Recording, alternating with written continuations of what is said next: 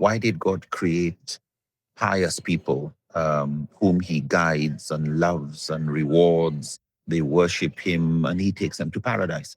And then God also created people that he has misguided and become bad. They do things and he then punishes them in hell. The way the question is phrased sounds as if there's some arbitrary God creating people for hell and God creating people for paradise, which we've already responded to in the earlier question. The Quran makes it clear, the Sunnah makes it clear that everybody yulad ala fitra, everybody is born with a clean slate. Their socialization can influence them. In other words, how they are raised, their environment can influence them, their genetics can influence them. So we have many influences, but we are the determinant of what we allow to influence us. And so it's not that God created um, uh, good people and created bad people. He created people and gave them choice. وَهَدَيْنَاهُ سَبِيلًا إِمَّا شَاكِرًا وَإِمَّا كَفُورًا. He says he has created us and given the choice, either to be grateful and do what is right or go with the wrong choice. In one verse of the Quran where Allah attributes, because he is all powerful and everything belongs to him, he describes himself in Surah Al-Baqarah. يُضِلُّ بِهِ كَثِيرًا وَيَهْدِي بِهِ كَثِيرًا وَمَا يُضِلُّ بِهِ إِلَّا الْفَاسِقِينَ.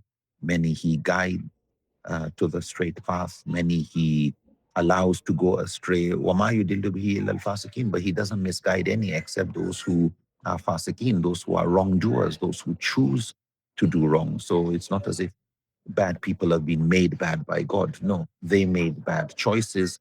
They stayed in situations that gave them, that produced negative influences. But and Allah has given us different sources of guidance. He guides us with our gift of reason, with our ability to learn, with curiosity, to learn from experience, to learn from others. He has given us a conscience that tells us between right and wrong, and has given us will to choose what is right and to refuse wrong. Punishment is only, as the Quran and the Sunnah make clear, is for deliberate evil, deliberate rebellion, deliberate covering of truth, deliberate rejection of guidance. That is what kufr is. But if somebody was a child, insane, forced to, did mistakes, mistaken logic, mistaken reasoning, but, honestly believe they were doing the right thing, Allah doesn't punish people who are not deliberately doing wrong. Allah says, La yaslaha illa al-ashqa. The fire of hell will not touch any except those ashqa, rebellious ones. Alladhi kazaba wa tawalla, those who give the lie to the truth and turn their backs against it. In other words, you have to know the truth and reject it. That's what kufr actually means. It means to cover truth or to cover uh, gratitude with ingratitude. In other words, you know the right thing and you choose to do wrong. That is what actual kufr is. So as to the question, Allah creates pious people and unpious people, no. Allah creates people and gives them the choice, and they choose whether they're going to be good or bad.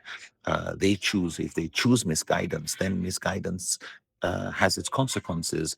If they choose to stay around negative influences and bad or corrupt people, that has its consequences. But they are responsible for knowing there's negative influence and staying and succumbing. It's only if they have absolutely no choice, then of course Allah is forgiving.